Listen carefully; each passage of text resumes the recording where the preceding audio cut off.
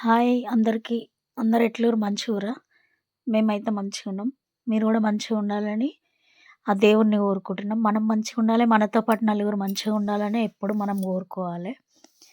అయితే ఇయాల ముచ్చటేందంటే, ఇప్పుడు ఈ చలికాలము మామూలుగా టిఫిన్‌లు అందరూ చేసుకుంటారు. ఎప్పుడూ ఒకటే రకం టిఫిన్‌లు గాకుండా కొంచెం ఫైబర్ ఫుడ్డు గోధుమ చపాతీలు తింటే కొంతమందికి అరగదు అట్లా ఇట్లా అని అంటారు.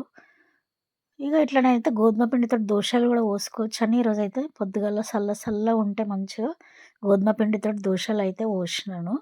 ఆ దోసలలోకి ఏమేమి ఏసినాననేదే ఇగో పచ్చిమిరపకాయలు, కొంచెం కరివేపాకు, ఉల్లిగడ్డలు.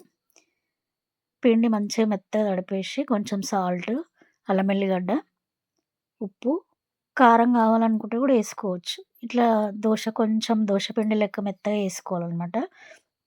మరీ పలసగా గూడా ఏసుకోవద్దు. ఇగ స్టవ్ ఆన్ చేసుకొని నేనైతే పెంక పెట్టేసి, ఆయిల్ రాసేసి, దోసలైతే మరీ పలసగా పోయకుండా మామూలుగా అయితే ఏసినాను.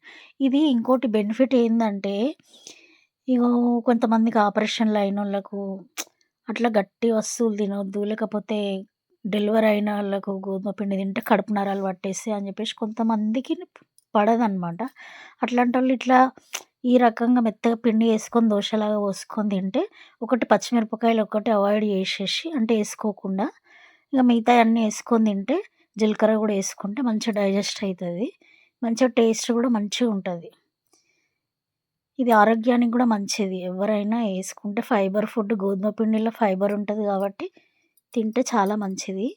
కొంచెం ఇట్లా సిజేరియన్‌లయినప్పుడు, ఆపరేషన్‌లయినప్పుడు తింటే ఇంకా మంచిది అని జెప్పేసి నా ఒపీనియన్. అయితే అందుకని జెప్పేసి చెప్తున్నా నేను. ఫైబర్ ఫుడ్ అని జెప్పేసి. చూడండి ఒకసారి మీరు గూడా ట్రై జేయరు. ఆల్మోస్ట్ తెలిసుంటది అందరికీ. కానీ రొటీన్‌గా ఎప్పుడు చపాతీలు గాకుండా అయితే ఇగ గిట్లయితే యేసుకున్నా నేనైతే ఈరోజు. కొంచెం ఆయిలేసుకొని ఇగ 2 పక్కల కాల్చుకుంటే అయితే మస్తు టేస్ట్ ఉంటది. తిననీకి గూడా మంచిగుంటది. పచ్చిమిర్చి, ఉల్లిగడ్డలు, కొత్తిమీర, కరివేపాకు ఏస్తాం గాబట్టి అవన్నీ టేస్ట్ గూడా మంచిగా తగులుతది. వీడియో ఎట్లుందో నచ్చితే లైక్ చేయుర్రి. చిన్న వీడియోనే గదా! లాస్ట్ దాకా చూడుర్రి. తప్పకుండా లైక్ చేయుర్రి.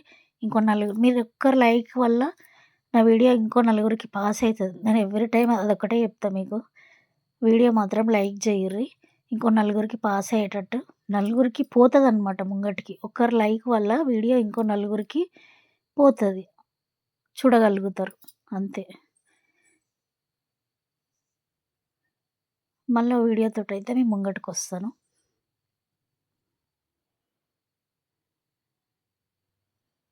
నేనైతే ఆలుగడ్డ, మెంతెం కూర ఫ్రై చేసినుంటి అందులో పెట్టుకొని తింటే చాలా బావుండే.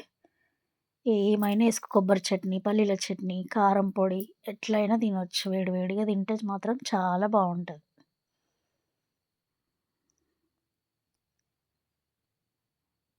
ట్రై చేయరు మీరు గూడా ఒకసారి.